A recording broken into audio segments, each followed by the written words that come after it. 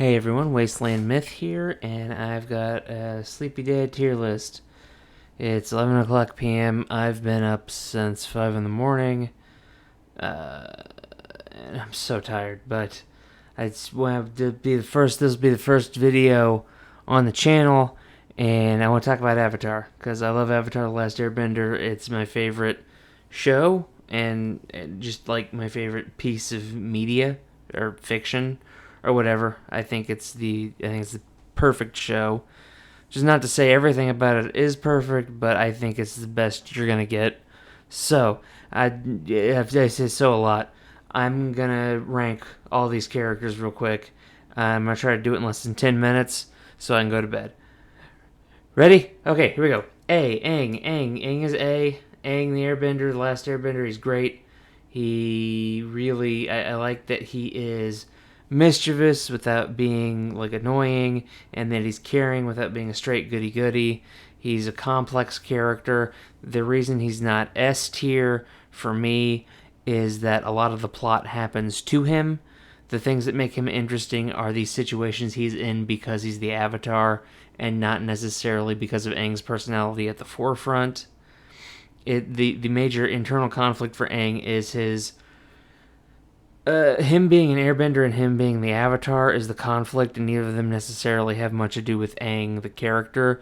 Being the last airbender, it's hard to separate his characteristics from airbender society as a whole because we don't really have that. So, A tier. Still good. Appa, S tier. No explanation needed. Appa's best boy. Azula, A tier. Azula's great. She really drives the entire energy of the story from season 2 on. The final fight with Zuko, the last Agni Kai, is amazing. Some of the best television ever made.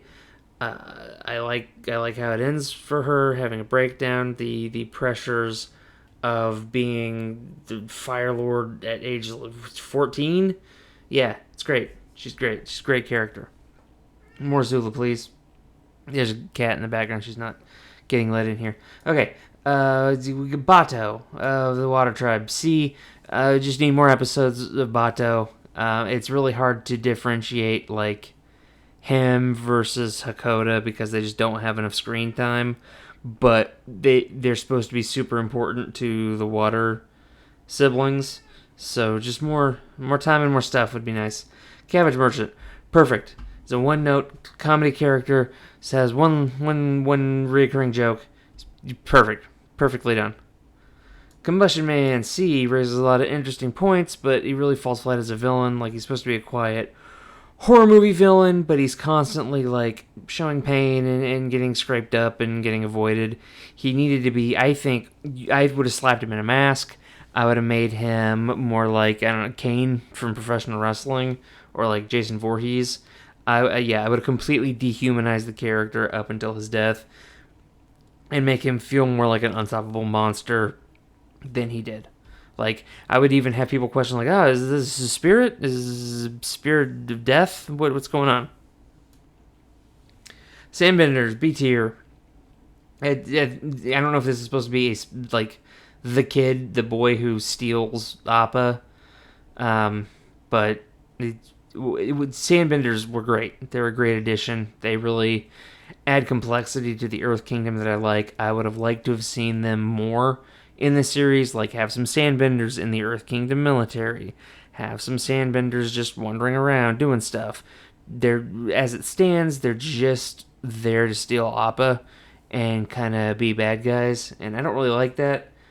The nations can come off on the surface level as monocultures, but they're not. Like, the southern and northern water tribe are not alike. The foggy swamp is not alike. But the Earth Kingdom, it has more trouble with that. Like, Gowling and Bossing Say and wherever Boomy is, it's where the Cave of the Lovers is. I don't remember the name of the city. I'm so tired.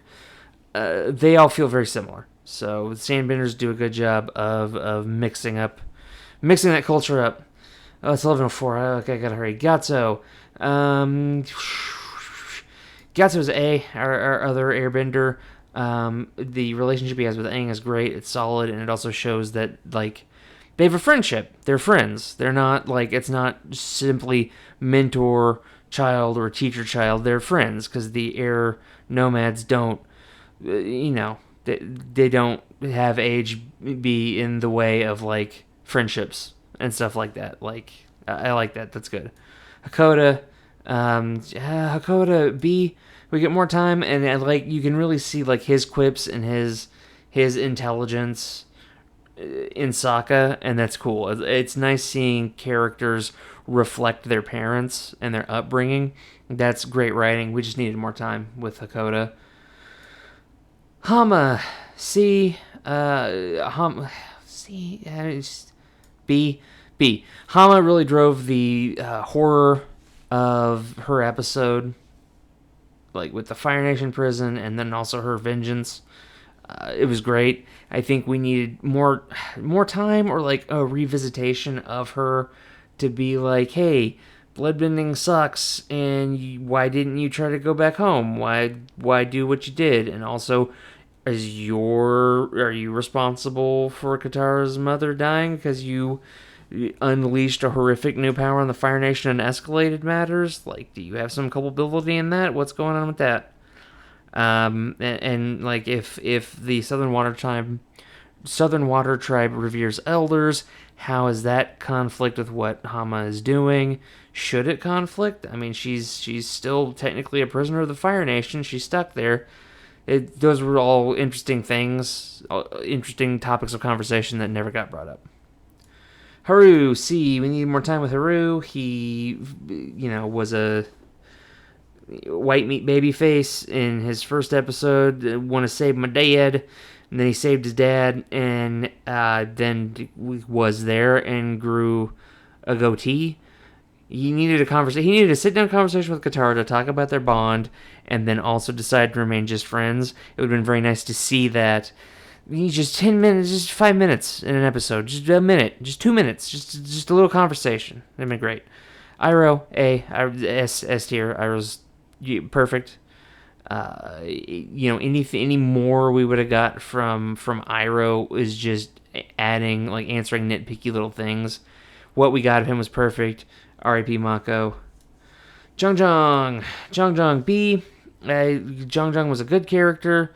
He was the driving force in the episode he was in, and he informed us kind of what firebenders have to deal with their element, and he was the first idea we had of like good firebenders and where Aang could possibly get a teacher. The problem is he's still kind of a dick. Like, just that was his character. He's an old crotchety dick, and folded immediately when faced with. Oh, there's a cat. Lulu, quit.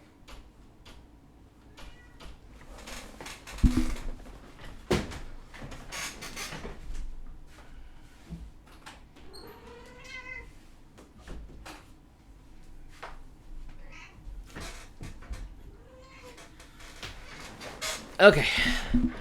Restarting. 3, 2, 1. Zhang, the B tier. Zhang drove the episode he was in. It's really nice to see, like, his reaction to Zhao was what drove him kind of to leave that philosophy, but he didn't really replace it with any other philosophy other than being sad that he was a firebender. And that kind of sucked. Like, I didn't really understand why he would still teach firebending or use firebending or lead people if he was so upset about firebending. Like, his characterization was just kind of a crotchety old dick. But he also was like the only idea we had that there could be good firebenders.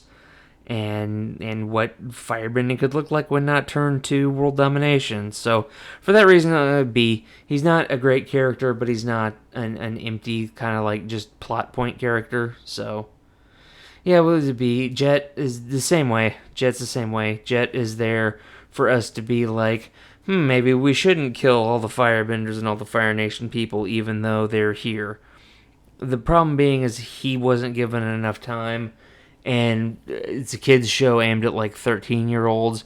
You can't really give a lot of proper gravitas to what's the proper response to colonizers. Like, there's not really a whole lot of nuance you can do in a 20-minute episode. They do their best though, and I agree with their conclusion. Like, yeah, you drive the military away and you try to do your best you can for survivors and stuff, but drowning a whole city and killing a bunch of innocent people and just giving people a hard time is not cool. Hook swords are awesome. And I'd be remiss to not talk about the ambiguity of his death.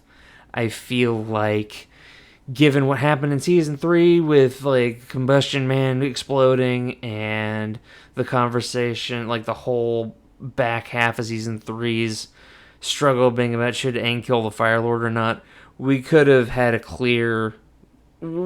been able to have a clear shot, not shot like picture, but like a clear idea of what happened to Jet. So, Jin. I'm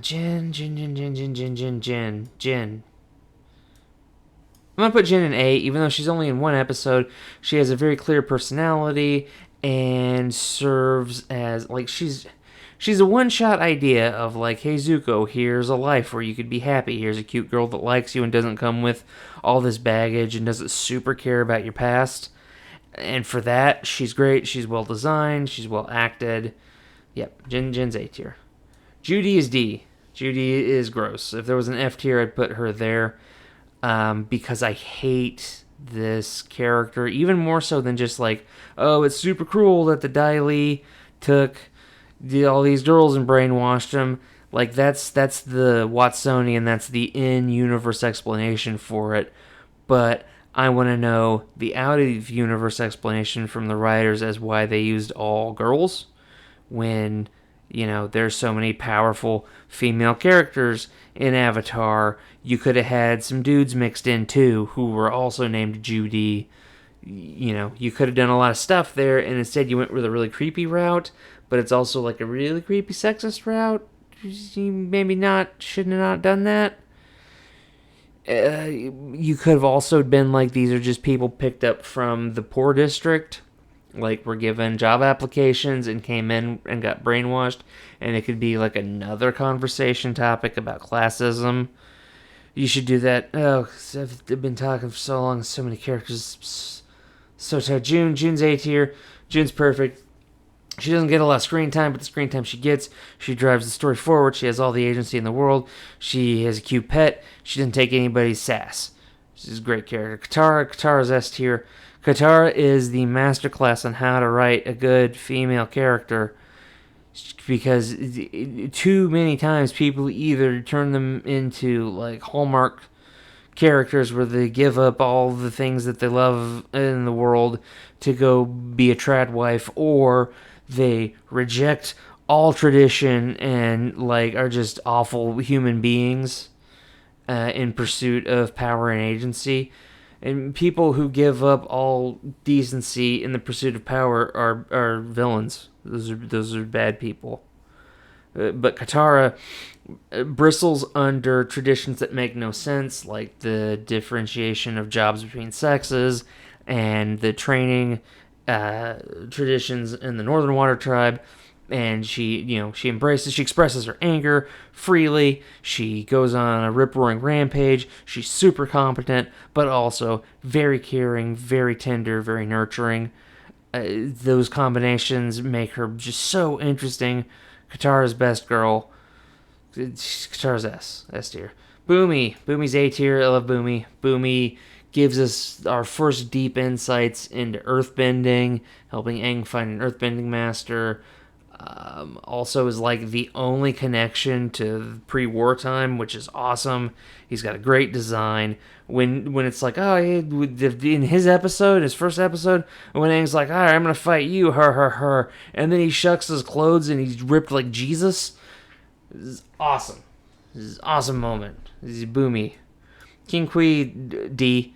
You're running the Earth Nation, like the whole Earth Kingdom. You're the king of the whole Earth Kingdom, and Bossing Say falls, and you leave to become a nomad, and you're never brought up again as a world leader. There were so many opportunities to do more with this character outside of season 2. My battery's running low. Oh no. This is right in the middle of my video. My battery's running low. Oh. God. Okay. This is cat. This is battery. What's this world coming to? Where a guy can't record videos close to midnight trying to... Yeah, King Queen needed to be in more stuff. King Queen needed to be... His position, at least, should have been more respected. D. Kyoshi. Oh, Kyoshi. Kyoshi's A.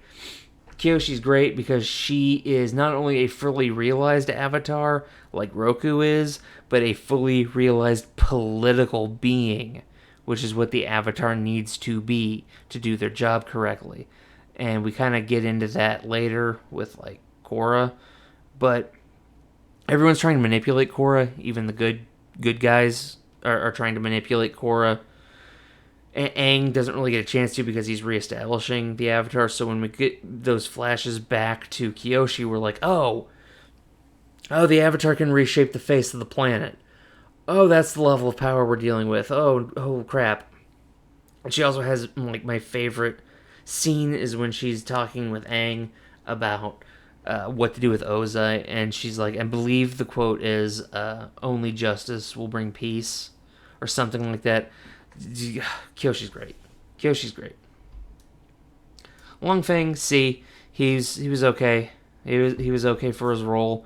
I love the voice actor, but he was outplotted by a 14-year-old girl from the Fire Nation easily, which on the one hand is supposed to show how good Azula is, but on the other hand really makes him seem bad, and he's never brought up again. He's also dropped. He's another dangling plot thread. I feel like you could have used him as like, oh, he's leading a secret rebellion, or he got killed.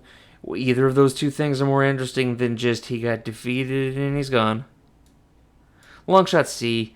The mute character, the mute observant character is a trope. Just more information, more scenes, more anything.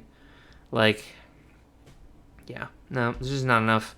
Not enough. And I understand every character can't have the full breadth and scope or clarity of design needed to be S. But I mean, that's the way cookie crumbles. To be metaphorical. May's A tier. She great design, great story, complicated, and what I really, really love about May... Oh god, I might put May S tier. I'm gonna put May S tier. What I really love about May is in the early, like in the first episode where she shows up and Azula's like, we're gonna track down my brother, and she's like, I wonder what Zuko's up to, or whatever she says, and like looks up. That's awesome. And there are tons of scenes where she and Ty Lee are like looking at each other like, is this what we gonna do with Azula? Is this the right thing to do? And I love that. She's great. She follows along, but because she gets to have more freedom, but she also is like, this bitch is kind of insane. So yeah, I like that. She's great character. The Mechanist, the Inventor, whatever his name is, D-Class, his story makes no sense. There are so many things that a smart guy could have done to get out from under the Fire Nation, and I really don't like the idea that he's so anti-history or so forward-thinking that he destroys spiritual monuments. Like, he's from the Earth Kingdom. The Earth Kingdom has ancient shit lying around that nobody's breaking, that people are respecting. So it doesn't make any sense for him to destroy the Air Nomad Temple. I don't like that. So, yeah, there's so much more you could have done with this. I would have made them. If you were giving me a swing at redoing... I just hit the mic stand.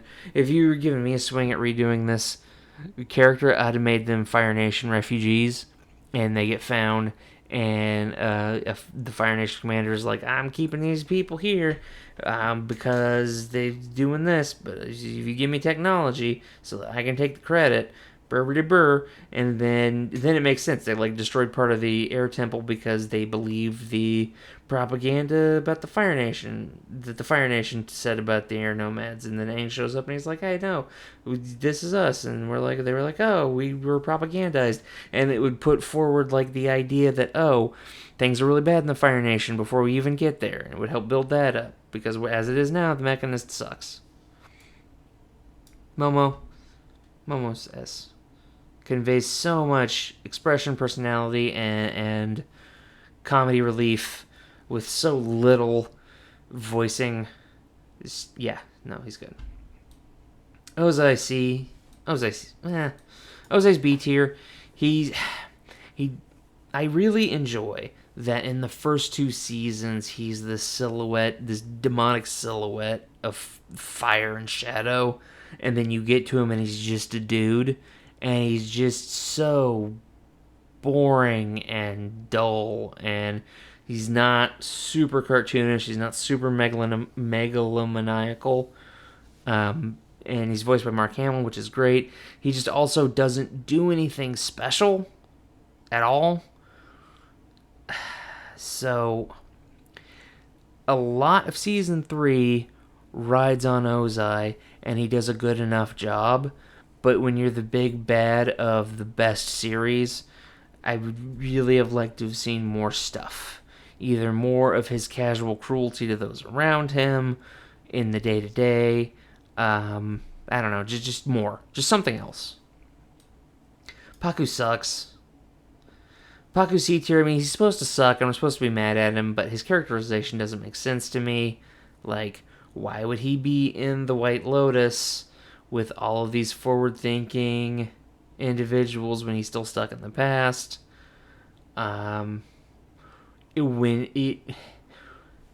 Okay, so you lost your wife, she left to the Southern Water Tribe, and I think they know. They at least know she left. And you get 2 people who are like, hey, we're from the Southern Water Tribe and we traveled all this way. He didn't think to ask, hey, have you met any other Water Tribe people? Anybody blurg? Like, I don't know. And he didn't see her necklace at all up until the end of their relationship. I don't know. More details, more information as to why he's such a great waterbender other than just being old. Like, and again, the old crotchety master is a boring trope, and I don't like it. Conversely, you can compare him with Pian Dao. Master Pian Dao is great, just well acted, super cool. Love to see a guy that can take down benders. The importance to Sokka of Pian Dao cannot be overstated, because Pian Dao doesn't just train Sokka. Pian Dao is Sokka. Sokka is going to grow into a fighter like Pian Dao, into a master. That's what that is, and that's also, I think, why they chose his skin tone to kind of match Sokka's instead of being more pale like the rest of the Fire Nation. That's my headcanon. Pipsqueak is the fat guy trope, and this is the big fat guy trope in scrappy groups. It's whatever. Roku, C. When he showed up, it was awesome. It was like, oh, here's all this wisdom for Aang. Here's this cool character who blows up a volcano to save him. It's great. And then you talk to him, and he's a sad sack. And he's like, I didn't want to kill my best friend, even though he was nuts. Instead, I just hung out.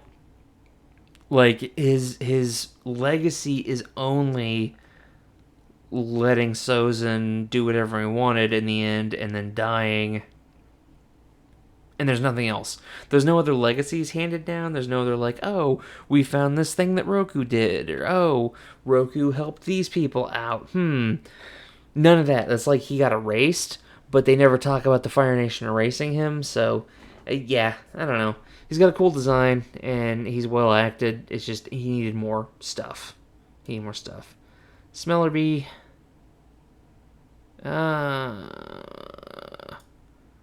B. Smellerbee is just like the other freedom fighters, needed more time and stuff, but at least I like the fact that they address gender issues, because it's like the only space we get to do that, like self-identification. It's the only space we get to do that in Avatar, so at least it was on their minds. So yeah, I think that's worth it, is that they're not only a character, but also a talking point. So, yeah, they did that. They did that well enough. Sokka, A tier. Sokka's journey from episode 1 to the last episode is amazing. There's so much stuff that he gets to keep with him, with his wit and his how do I put this? His wit and his determination, but it's also tempered through all of his journeys and all of his lessons and everything he's picked up from his people who've taught him. Sokka's a great character. Sozin sucks. We have no idea why he was the one who chose to lead the attacks.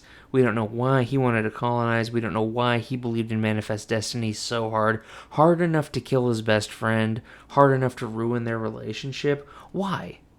We have no idea why. They don't talk about why. He just rolled off on the other side of the bed and was like, I'm going to take over the Earth Kingdom. Like, it sucks. It sucks. It's shitty justification for the Fire Nation. We needed more. We needed definite answer. Roku should have known why Sozin wanted to invade and given definitive answers. So, Suki. Suki. Suki's S. Suki's S tier. Suki is everything I said about Katara.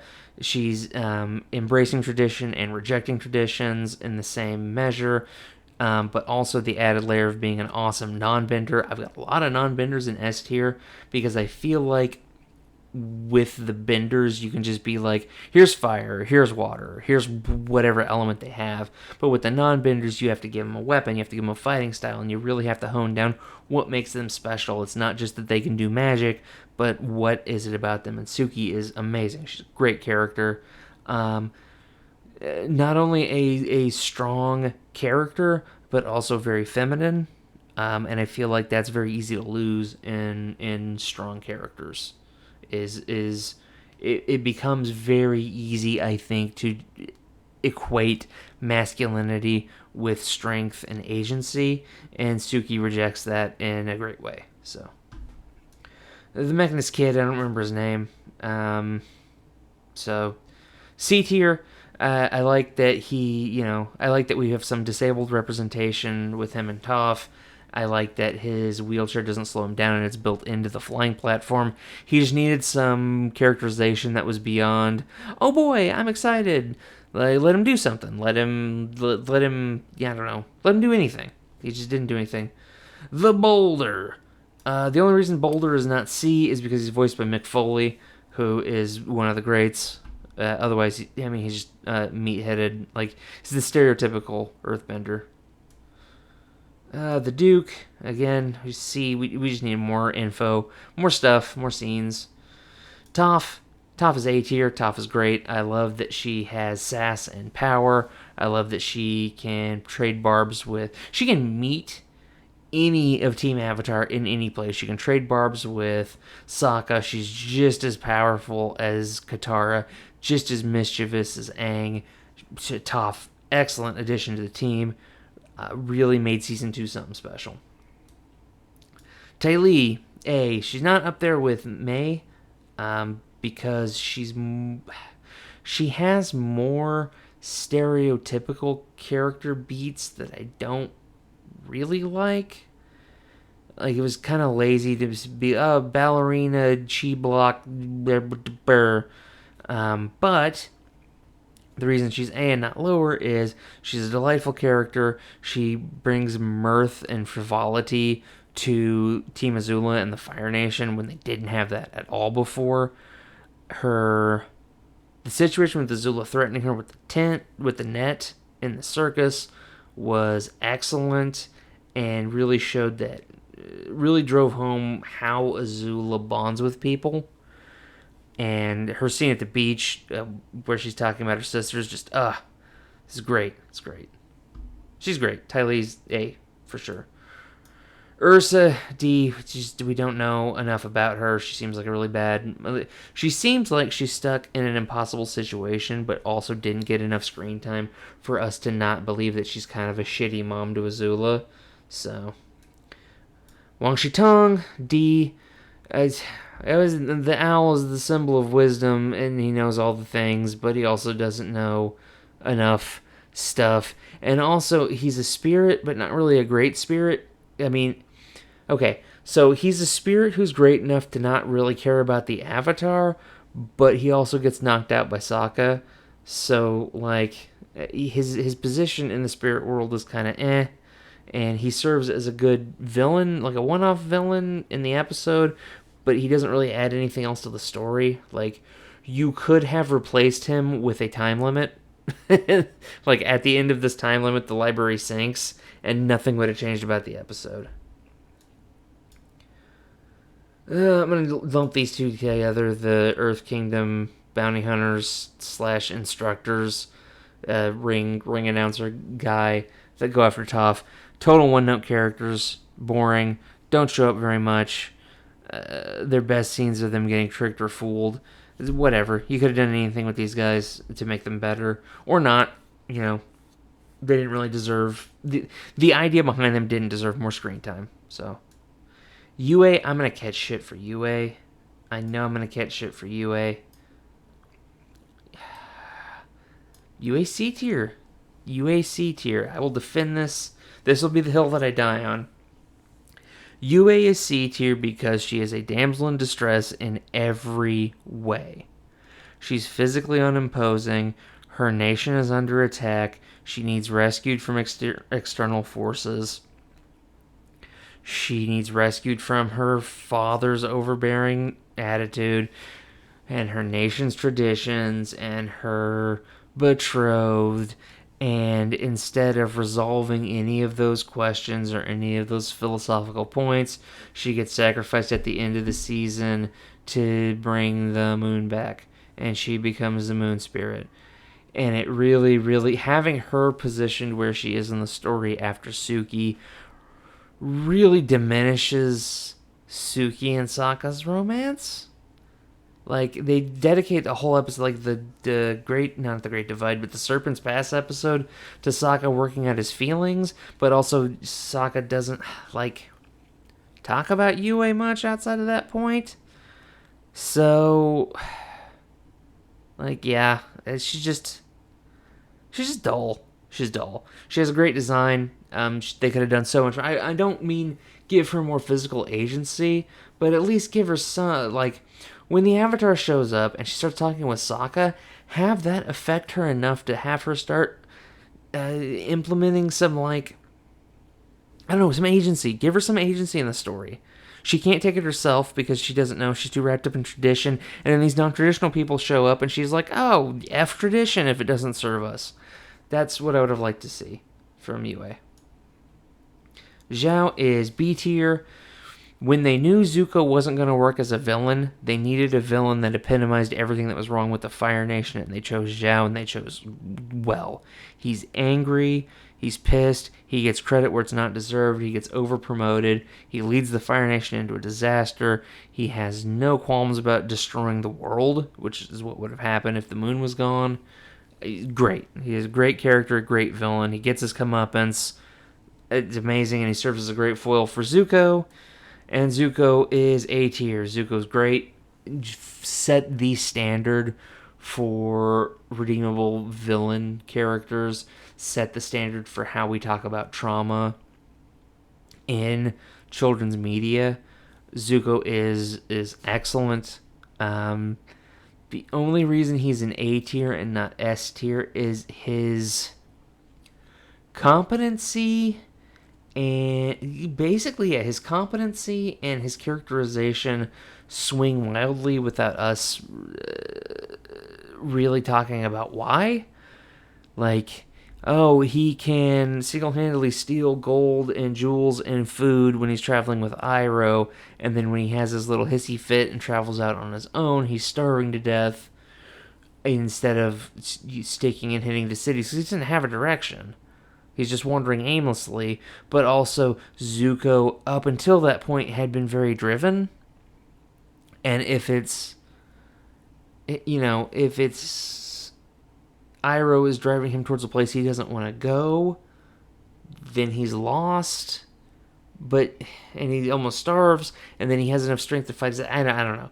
It's just something about Zuko's plot seems very much and then and this happens, and not a so this happens kind of thing. Like season 2, he's led entirely by Iroh all over the place, and that wears real thin over the course of an entire season. Okay, we're done. This is 35 minutes. This is way longer than I thought it was going to be. I was hoping I could get this out in 10 or 20. But whatever, I'm fairly confident that this, maybe, when I review this and edit it, it won't make any sense to me, and I'll get rid of it. But I think this is pretty good. I think this is where I feel. I feel pretty comfortable at this. Maybe tomorrow I can go into like some justifications of the different spots and why they're there. But for right now, I'm ending this video and I'm going to bed. So, thank you so much. If you like the idea of this kind of content and talking about Avatar and other stuff, just give me a like, give me a comment, subscribe, do all the call to action stuff. If you don't like this and you'd rather watch me play video games, you go to the Wasteland Myth channel, because that's where I have video game playthroughs. I'm playing through Total Warhammer 3 right now when I have any time at all to do that amongst all the other things. So, thank you so much. I'm going to go to bed. This has been a Myth Take.